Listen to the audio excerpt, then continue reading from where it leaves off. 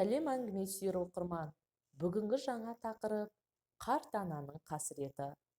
Әкем қайтыс болған соң, анамның да денсаулығы сыр бере бастады. Бұл үйде шешең тұрсын, не мен тұрайын. Шаршатты әбден, өткіз анау қарттар үйіне. Сол шешең үшін мына үйде күнде ұрыс. Берекеміз кетті. Шалының артынан не кетпеді екен. Өткізбесең, бала-шағаны жинаймын да кетемін. Қалыңдар шешең екеуің.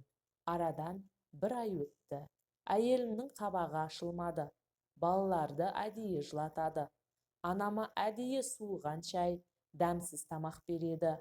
Жұмыста болатынмын. Үлкен ұлым телефон соқты. Тез жетіңізші, өртеніп жатырмыз деп.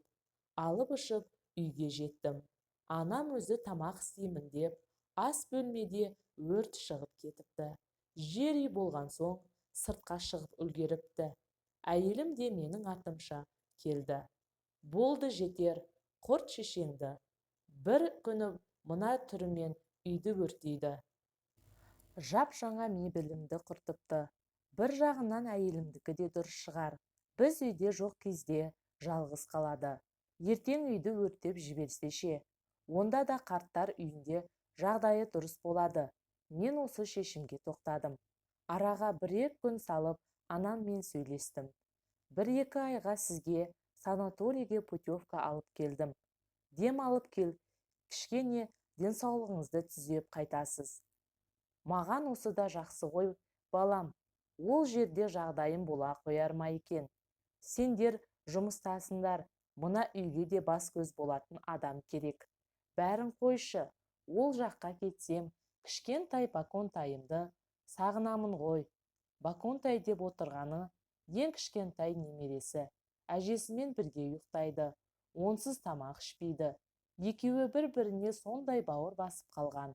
Ары айтып, бері айтып, ол кісіні ақыры көндірдім.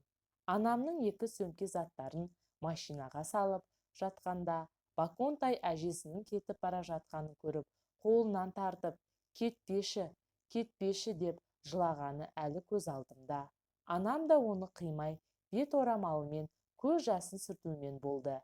Әжең докторға барып келсін қазір, сосын саған көп ертегі айтып беремін. Құлыным сол күтіп жүр, мені келемін. Бала жүрек әжесінің енді қайтып келмейтінін сезгендей, машинаның артынан біраз жерге дейін жылап жүгірді. Я, періште жүрек бәрін де сезді, бәрін. Анамды аттың өшкір қарттар үйіне әкелгенде ғана қайда келгенімізді айттым. Баконтайым сонша жібергісі келмеген еді. Жақын адамның келмеске кетіп бара жатқанын сезіпті ғой. Білемін, балам, мен үшін келумен көп ұрсатын болып кеттіңдер. Солай шешсеңдер, көнемін. Қалдырып кет мені. Бірақ бір ғана өтінішім бар. Баконтайды әкеліп тұрыңдар. Көзімнің тірісінде маңдайынан иіскеп жүрейін. Ертең өлген соң мен есіктен шығып жүре бердім. Көлігіме жеткенше жүрегім қатты қысылды. Үйге келдім. Баконтай алдымнан жүгіріп шықты. Көзінен әжемді қайда апарып тастадың деген сұрақты байқадым. Әйеліме анамды қарттар үйіне өткізгенім ұнады. Жаны жай тауып, көңілді жүр. Соңғы бір айда жемеген тағамдардың түр-түрін істеп тастады. Бірақ тәбетім жоқ. Күрсіне беремін. Анамның орны қатты біліне бастады. Баконтай әжесін күнде сұрайды. Бір күні оны әжесіне алып бардым. Бізді көре сала Баконтайды құшақтай алды. Құлыным, жарығым сол, тәтті балапаным, үлкен жігіт болып кетіпті өзі. Қарашы, әжең саған көп кәмпит жинап қойды. Мә, ала ғой ботам. Анам жастығының астынан бір уыс кәмпиттерді алып Баконтайға берді. Жылап тұр, немересін көргеннен қуанғаннан. Кетерде Баконтай әжесінің қасында қаламын деп жылады. Әжесі жатқан кереуеттен жібермей ұстап жылап тұр. Баконтай, құлыным, сен үйге қайта бер. Жарай ма? Мен ертең барамын. Ақылдым менің. Үлкен жігіттер жыламайды. Қане, папаңмен бара ғой. Үйге келген соң бұлай болмауы керек деп ойландым. Анамды қарттар үйіне керексіз адамдай апарып тастадым. Не үшін? Әйелімнің сөзіне ердім. Кетем дегеніне қорықтым. Мен қорқақпын. Жоқ, қандай жағдай болса да анамды қайта әкелуім керек.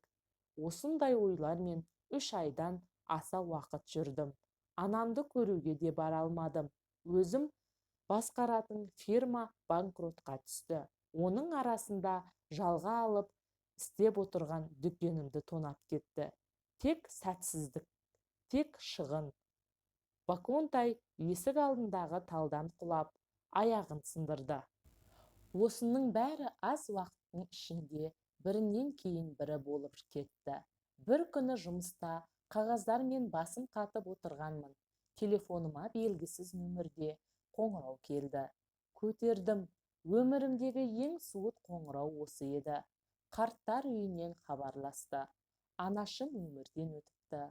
Бала күнімде мектепте қалай мұнтаздай етіп киіндіріп жібергені, мұғалімдер балаңызды сабақ үлгерімі өте жақсы деп мақтағанда, менің ақылдым ғой деп маңдайымнан сипағаны, бір күні өзі көйлек аламын деп базарға кетіп, маған көп киімдер әкеліп, әкеме мыналарды көріп, баламызға алғым келіп кетті, көйлекті басқа бір жолы алармын дегені, мен оқуға түскенде мені құшақтап қатты қуанғаны, үйлену тойымда қуаныштан толқып жылағаны, бәрі көз алдымнан лента болып өтіп жатты.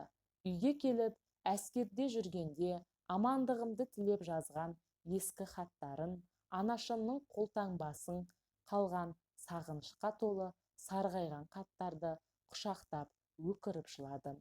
Өкініш тірідей өртеді. Енді кеш, мен тым кеш қалдым. Тіпті жүрегінің соңғы соғысына да естіп үлгермедім. Бақыл бол енді, анашым.